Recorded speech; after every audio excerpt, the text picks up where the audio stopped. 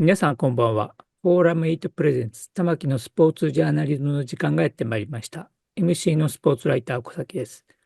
このチャンネルは、スポーツ文化評論家、玉木正之が送る、既存メディアとは異なる視点で、スポーツの真の問題点を取り上げ考える番組です。コメンテーターの玉木正之さんです。よろしくお願いしまはい、す。よろしくお願いしはい、ます。お願いします。小崎さんとこの番組やはい。ってて、小崎さんの発言に私がドキッとして驚いたりしたことがあったのは気づいてます？え、全然気づいてないです。いや、春日さんとかもそうなあ、んだはい。けども、一緒に喋ってる時に、はい。やっぱりオリンピックの平和運動としてのっていう話をし始めたら、はい。小崎さんがボソッと、そんなこと誰も知らないですよって言ったんですよああ、ね。それ知らないはですね。まずいなと思う。でも若いライターとかは知らないのって知らないですよって言いましたよね。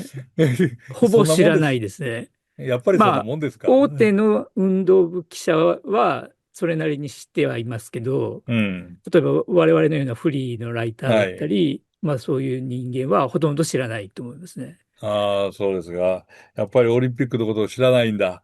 知らないですね。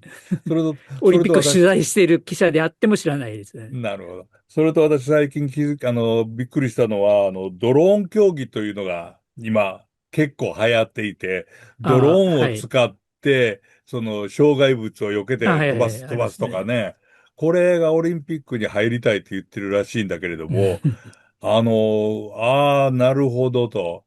相手、例えばウクライナ戦争で爆撃なんかをしている道具をおもちゃにして遊ぶというのは悪いことではないのかな、なんて思いながら、うん、射撃もあれば、フェンシングもあれば、というようなオリンピック競技の中にドローン競技もあってもいいのかな、なんて思いつつあるけれども、将来のオリンピック一体どうなるのかっていうことで、今日も一橋大学の名誉教授の坂上康弘さんとスポーツライターの小林信也さん来ていただきました。今日もよろしくお願いします。坂上さん、小林さんよろしくお願いします。お願いしまよろしくお願す。いします。坂上さんどうですか？ドローン競技とか、それから e スポーツはもちろんなんですけれども、こういうものもスポーツとしてどんどん入ってくるんじゃないかというようなことは、肯定的に考えればいいのか、未来のオリンピックはどうなるのかっていう、どのように捉えておられますか？その話からですね。はい、一その番僕が話から。苦手なところです。あ、そうですか。学生がそれやりたがってしょうがないんだけど、e スポーツもあものすごく関心があって、あ、やっぱりそうあの、ですか。はい、うちのゼミ生でもそれで卒論書いたブラジルの留学生とか、まあ、自分はかなり e スポーツやってる子なんですけどね、はい、はい、はい。のめり込んでるとか、うん、いるんですけども、だかうん。ら僕はその、やったこと、ほとんどやったこともないし、知らないっていうこともあるんですああ、なけども、るほど。うん。まあ、思っているより e スポーツはスポーツらしいかなっていうふうには思ってきましたけれども、きましたけそれ、れども、肉体派の僕としては はい、はい。それだけでいいのっていうのは、まあ、あります。まあ、片方でだけど、えっと、囲碁将棋までもスポーツずっと認はい、められて、そうでアジアすね。大会でやったりとか、はい。まあ、西洋的な、なんて言うんだろう、概念で言うと、まあ、ゲームはもうスポーツはい。ともっと取り巻く大きな概念であって、もう言われてしまえば区別ないよねとか、うん。それからやっぱり、主張されてる中の一つは、まあ例えば障害を抱えてる人だって、はい。いろんな方が、対等に競える e スポーそうツ。ですね。e スポーツは、そこが持ってる、力って言われると、まあ、新しい、なんて言うんだろう、可能性っていうか、人間の競い合う文化の中でね、うん。やっぱり地位は占めてもいいのかなと思ったりもします。なるほど。もともと剣道をなさっておられた、はい。今でもやってます。今でも失礼しました。坂上さんとしては、やっぱり身体というものを、やっぱり重要視されますよね。その中での e スポーツに身体性があるのかどうかっていうところっていうものと、それと今最後に言われました、パラリンピアン。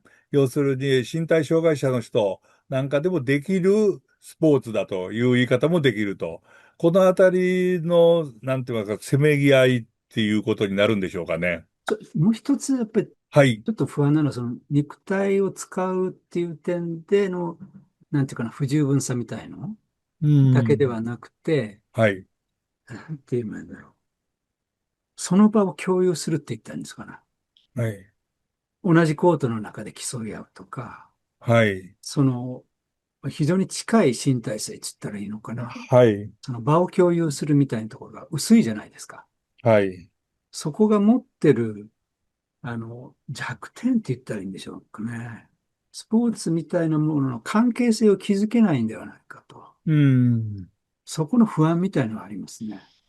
ネットでつないだ相手がいるといったとはい。ころで、その相手と身体というもので、その関係性を持つということはできないというわけはい。ですよね。まあ、相手の技を見れば、いかにこいつが想像力にこう飛んでてとうん。か、いろんなこうん。とはやっぱ感じ合えるし、分かうん。ることは分かってスポーツ的だうん。とは思うんですけれども、はい。やっぱコミュニケーションって、例えば言語だって、あんなもん2割程度でしょう。まあ、今一生懸命喋ってますけど、はい。表情とかいろんなものを含めて人間はお互い分かり合ってるわけではい。すよね。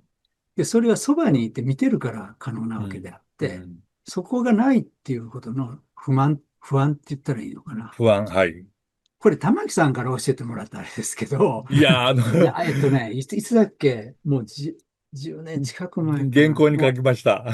う、いましたよね。はい。e スポーツが本当にこう、スポーツか。オリンピック競技になりかけた時のアメリカで起そうです。こった事件。事件を、要するにいました。殺人事件が起こったはい。ということが一つと、もう一つ取り上げたのは、米長さんという、将棋指しの方がコンピューターと試合をするときに、こう、米長さんが条件を出されたんですね。コンピューターとやってもいいけれどもって。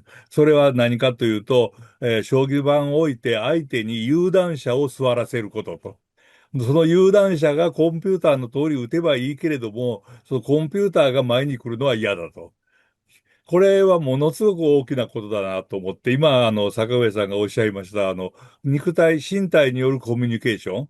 それが、虚構であってもいいから、実際の身体を現実として、リアルとして置いてくれと。これはものすごいことだなって私思って、それをちょっと二つ原稿にして、今までのスポーツと違うものがこれからどうなるのかっていうことを、原稿にしたことあるんですけど、その辺はやっぱりまだ、私も、こだわりがあるんですけれども、えー坂上さんもやっぱり納得しきれてないところはそのあたりですか。はい、正直あります。あ、そうですか。さて、私よりも若い小林さん。小林さん。いや、今のお二人の議論に結論が見えたんじゃないかと僕は思って聞いてましたけど、あ、どういう結論ですか？つまり、スポーツっていうのは、勝ち負けを競うゲームなんだという、設定で多くの人が今喋ってますけど、うん。そうではなくて、身体うん。性を伴って同じ場を共有する関係性を、その身体を通して作るんだっていうのが、うん。今必要とされている、それをスポーツという名前じゃなくて、もっと別の表現にすべきなのかもしうれないけど、ん。ざっくりスポーツっていうのはそういうもんだから、あうん。e スポーツもドローンも残念だけど、そこには入りません。で、うん。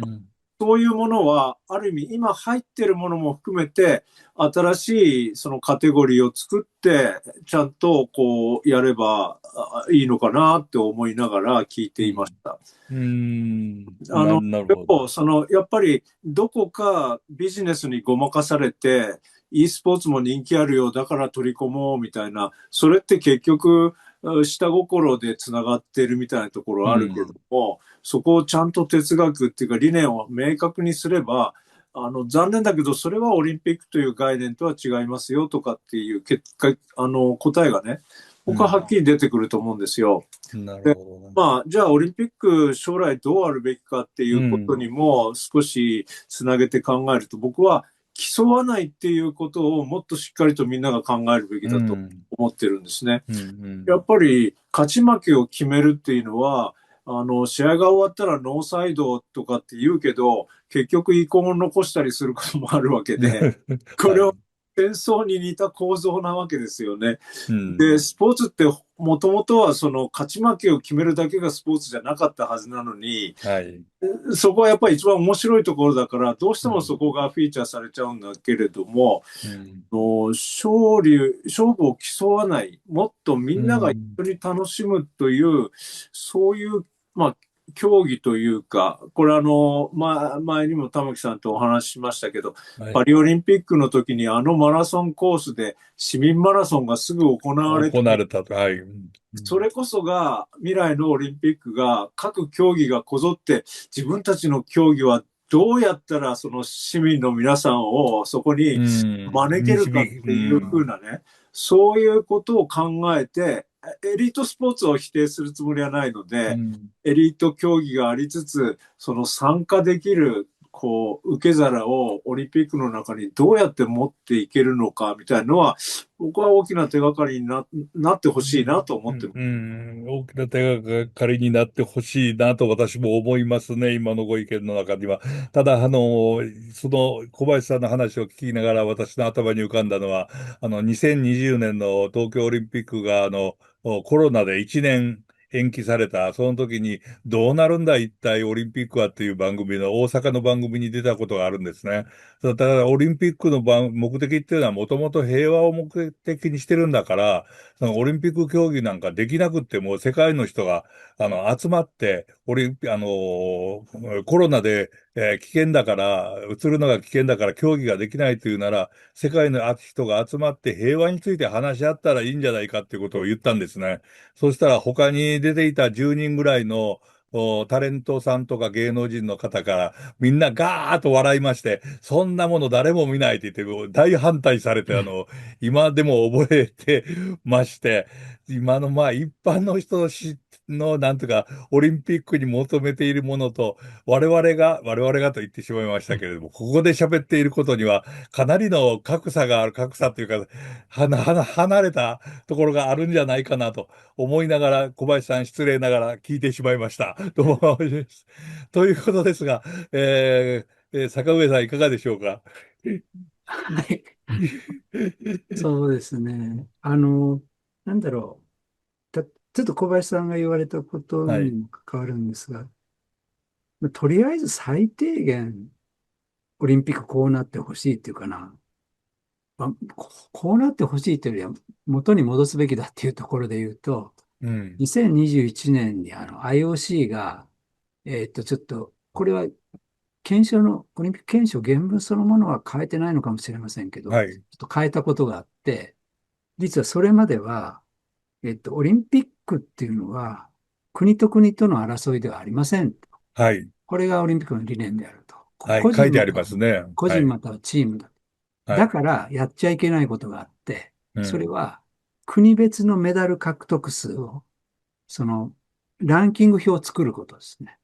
これははい。組織委員会とか、IOC とか NOC がやっちゃいけないことって明確に書いてたわけですよ。そうです。これだけど実際にはやっちゃってたんですよね。春日さんに言わせると、IOC がやったのではなくて、IOC の子会社がやったらしいんですはいはい。もうけれどもね。なんかフォーマット全部もうそうですね。やっちゃってるんですよ、前から。同じで、ようなものですけれども。それ、JOC の委員もやってる中京はい。大のライドさんとかが怒って、はい。抗議文を送ったんですよね。ああ、やっぱり、IOC に。はい。で、そしたらもう変わってたっていう話なんですよ。あるいはその直後ぐらい変えたか、そこら辺ちょっといきさつあるんですけれども。ああ、検証がですか。はいはいはいあはい。あ、さあ、変えて、もう一回一だから 度見直す。OK にしたわけですよ。おー。2021年ですよ。はい、はい。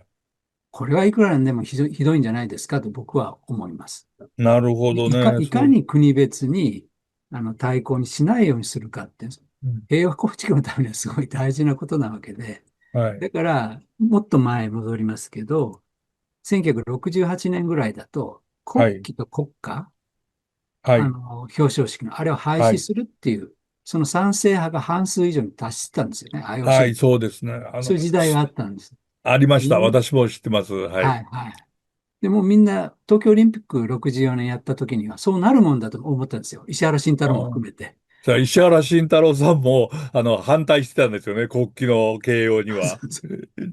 でも国3日ぐら家のいで変わりますけど、彼は。国家の水槽にも反対されていたんです。で、そうです、そうです。2021年の東京オリンピックの事務総長さんにその話したら、事務総長が、本当か、本当か、石原慎太郎もそんなこと言ってたのか、なんておっしゃいましたけれども、えーでも彼はもそれぐらい国旗と国家と国というものは関係ないって思われていたのが、今、例えばミラノコルチナ大会なんかを見ても、国対抗っていうのがものすごく増えましたね。う増えたんですよ。競技として。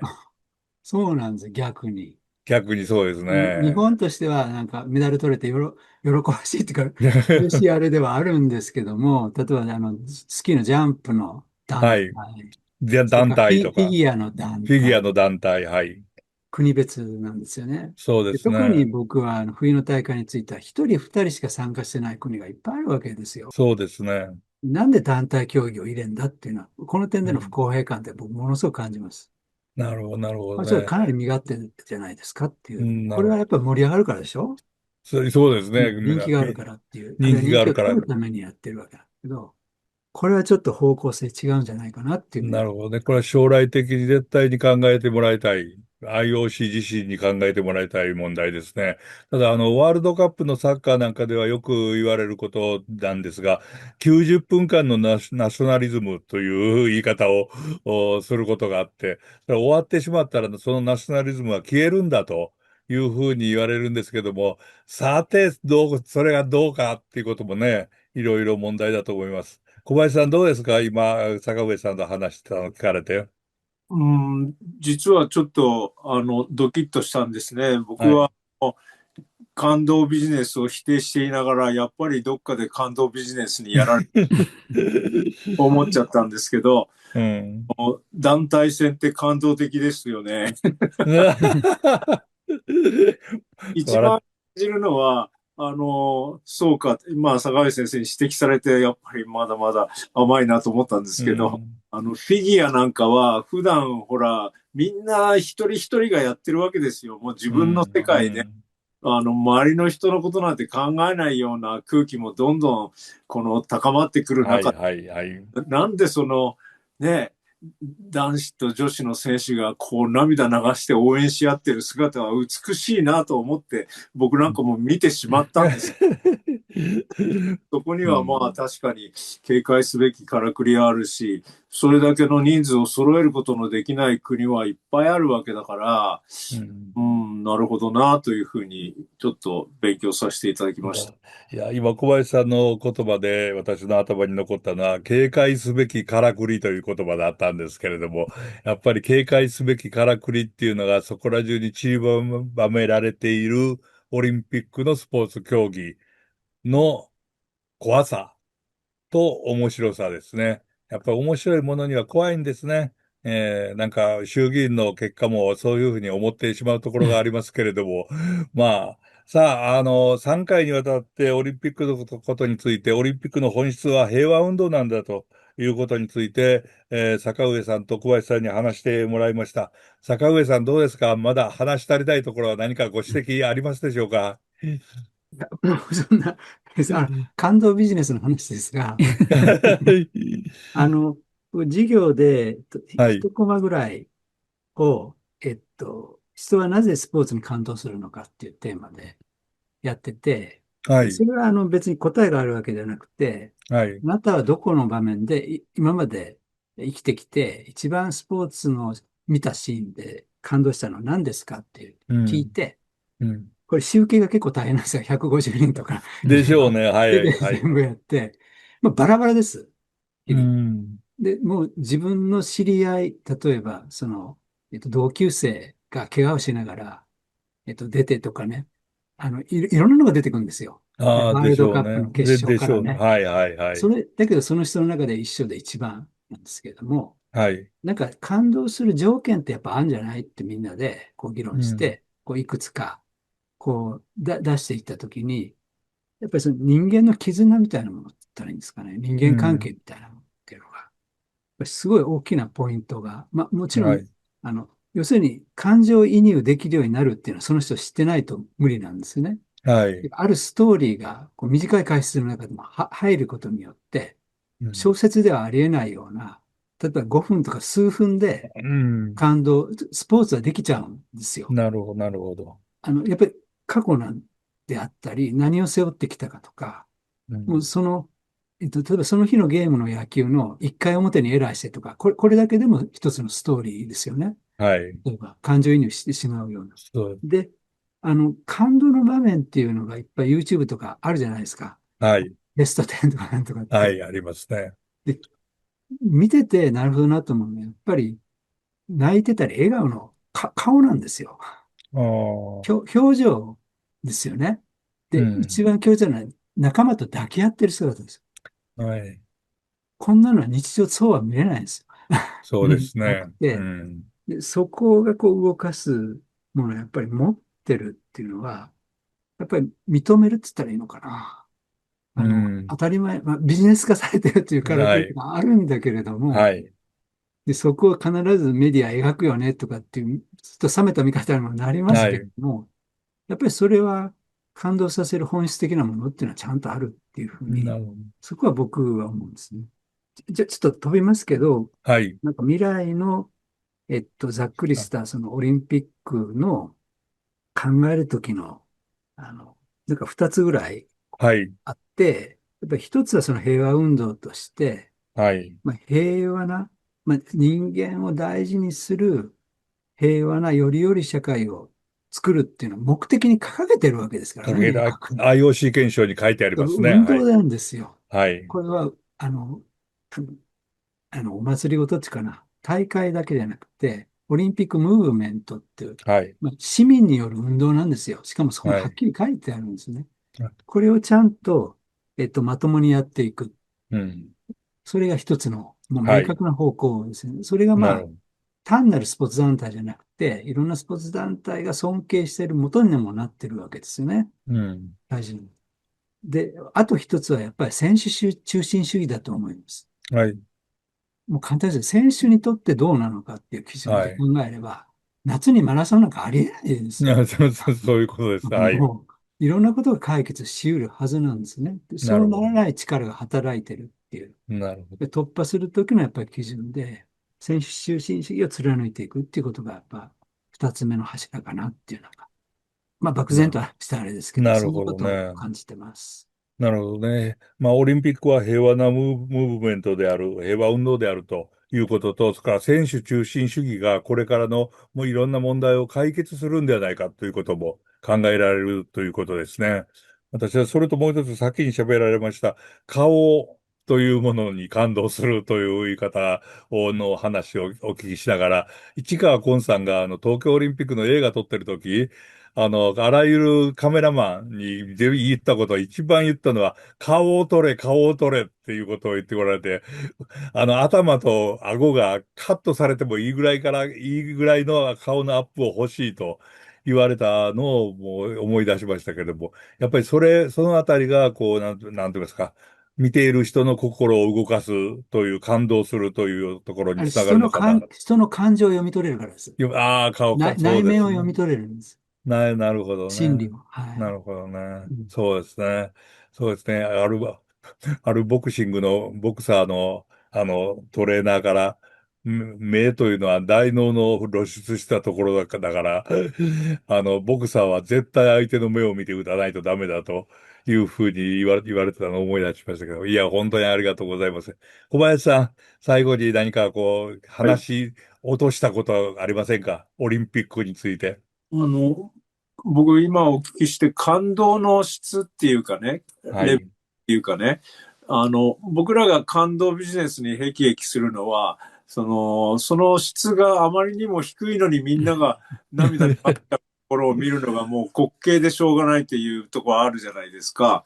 あります。はい。そこも警戒しなきゃいけなくて、今回誰も指摘しないんですけども、こんなこと言っうん。たら炎上するかもしれないけど、うん。平野歩夢選手がなぜうん。骨折してるのに大会に出るんですかっていうことをうん。100%感動に変えてるんですよね。そうですね。これね、なんでドーピングはダメで骨折はいいんですか？僕は突っ込みたいんですよ。そう、痛み止めは良くて、ドーピングはダメなわけでしょ。で、それはまあ副作用があるとかでいろいろあるにしても、いやー、やっぱり平野、お前出るべきじゃないよって、なぜ誰も言えないのか。そしてそこで出たその平野選手を120%賛美するのかっていうあたりは僕はやっぱしっかり僕らが指摘していかなきゃいけないところかなと思います。からもう一つ、私もそうです。はい、はい。なんでね、さっきのなんでそんなにオリンピックにやっぱり入れ込んじゃってんのっていううん、のをうん。言われて、思い出すのは1964年小学校2年生で見た東京オリンピックであり、やっぱり中学生の時見た札幌オリンピックが僕にとってはやっぱり大きな影響があって、何を覚えてるかっていうと、まあ、東京オリンピックなんかはもちろん日本のメダルも覚えてるんだけど、アベベすげえなとか、そうですね。言ってなんだこの人みたいな、今まで知らなかった人間のレベルを知ったという驚きと、これやっぱり閉会式の時に、なんだかもう理路整然としてたはずのう選手たちん、がもう入り乱れちゃって、輪の中にできれば自分も入りたいってさうっき坂口先生ん、おっしゃった絆ですよね。う人と人ん、との絆。で、札幌オリンピックで僕が一番覚えてるのはもう一つ。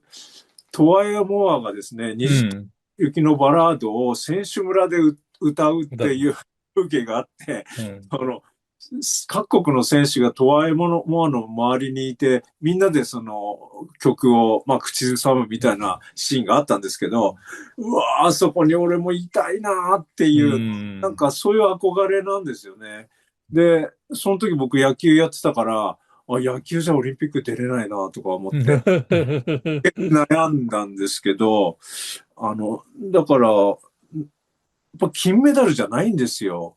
う本当ん。に自分がね、スポーツライターとして、まあ、この年までなんかスポーツに関わってきた。なんでそこまで関わってきたかっていうと、やっぱさっき本当にご指摘のあった人と人とのこう絆とか、そういうものを感じたい。感じた時にすごくこう自分が幸せな気持ちになるっていうか、それをスポーツが提供してくれるから、やっぱりスポーツっていいよねって思ってきっとうん。今もいるんだと思うんですよね。ですね。いや、小林さん、ありがとうございます。非常にスポーツに関する有意義な話を。私も平野歩夢さんが、骨折をして痛み止めを飲んでというような話を聞いた瞬間に、ドーピングいいのかなっていうのはすぐに思いましたけれども、まあ、報道というのがだいぶ違ったなという感じはします。最後に、坂上さん、今の小林さんのお話聞いてどう思われましたですか？感想できればお願いします。平野歩夢選手の話は、僕思い出したのは、82年、82年かな、84、ロサンはい。ゼルスオリンピックの時の、14女年です。子の長距離84の、年、はい。84年ですね、アン4年。デルセン選手とアンデルセン、ああ、はい、はいはいはい。はい。こうマラもうソン、完全にもう意識を失ってて、はい。今で言えば熱中症ですよね、おそらく。そうですね。もう危ないフラフラにな状態。って、スそうそうタジアそうそうそう。ムに戻ってきて、それもうで周りの人が助けることができなくって、それではい。もう倒れそうになりながら、こう、そうです。歩いておられたということですね。はい。はい。アンデル褒めないセンですね。かんですよ。あ、そうですね。命の危険が明らかにあるわけでしょ、あのありまし場面で。たね。なんかそれに近いことかなっていうふうに思うんですね。で、なるあと、ほどね。平野選手の僕、インタビュー聞いてて思ったのは、マイナースポーツのなんて言うんでしょう。ここまでやらないかん。オリンうん。ピックしか人が見てくれないからって言ったんですよ。う端的に言うとん。子供たちに影うん。響を与えうん。たりとか。他の、だって、ワールドカップで優勝したって、そんなうん。中継あるわけじゃないじゃないですか。はい。ほとんどそうですよ。冬季オリンピックの種目っていうのはなかなか、フィうん。ギュアとか、少し除いてですね。はい。そうすると、まあ、こんな状態でもボロボロでも出ないといけない。なんか、そういうなんか、過酷さって言ったらいいんでしょうかね。うん。その種目が持ってる。なんかそういうのをちょっと僕は感じましたね。なるほどね。むごいなそうです。っていう感じがうん。ありました。はい。そうですね。過酷でむごいというものが映し出されると、それは視聴率アップにつながるというようなところもあるのかな、単純になんて思ってしまうところが本当辛いですね。すいません。聞かえせてもらっていいですか？はい、一言どうぞ。矛盾するんですけど、僕、アンデルセンの本を書いておりまして、ごめんなさい、知らなかった。あの後、結構1ヶ月近く日本で一緒に過ごしてですね、おうご指摘の通りなんだけど、なぜあんなことが起こった、あんなことっていうのは、彼はい。女を誰もなぜ止められなかった止めなかった。はい。ということを、すごく僕は感じた部分があって、今うん。なら絶対即座に止めろって僕も言いうん。ますけど、つい2週間ぐらい前に40何年ぶりにアンデルセンさんからメールをもらって休校ええっていうのがあって、今も元気にしてらっしゃるんですけど、うん。はい。だから、この話はまたいずれ機会が。ああ、それはぜひともお話、別の機会に、この番組で聞かせてくださいね。よろしくお願いしますね。いや、3度にわたって、長い間、オリンピックのこと、それからスポーツのことを話していただきました。本当にありがとうございます。一人でも多くの人に見ていただいて、マスメディアでは話されない、それこそスポーツの本質のことに少しは、触れたかというふうに思っております。またの機会に、ぜひとも、坂上さん、出演よろしくお願いしますね。まだまだスポーツのバカ騒ぎは続きそうですんで、真面目な話を、いろいろしていただきたいと思います。よろしくお願いします。小林さんはこれからもよろしくね。はい、坂口先生、お願いします。今日はありがとうございまはい、した。こちらこそありがとうございました。ありがとうどうございます。も皆さんありがとうございました。どうも。はい。皆さんご覧いただきありがとうございました。次回のフォーラム8プレゼンツ、玉木のスポーツジャーナリズムを楽しみにしていてください。それでは皆さん次のエピソードでお会いしましょう。さようなら。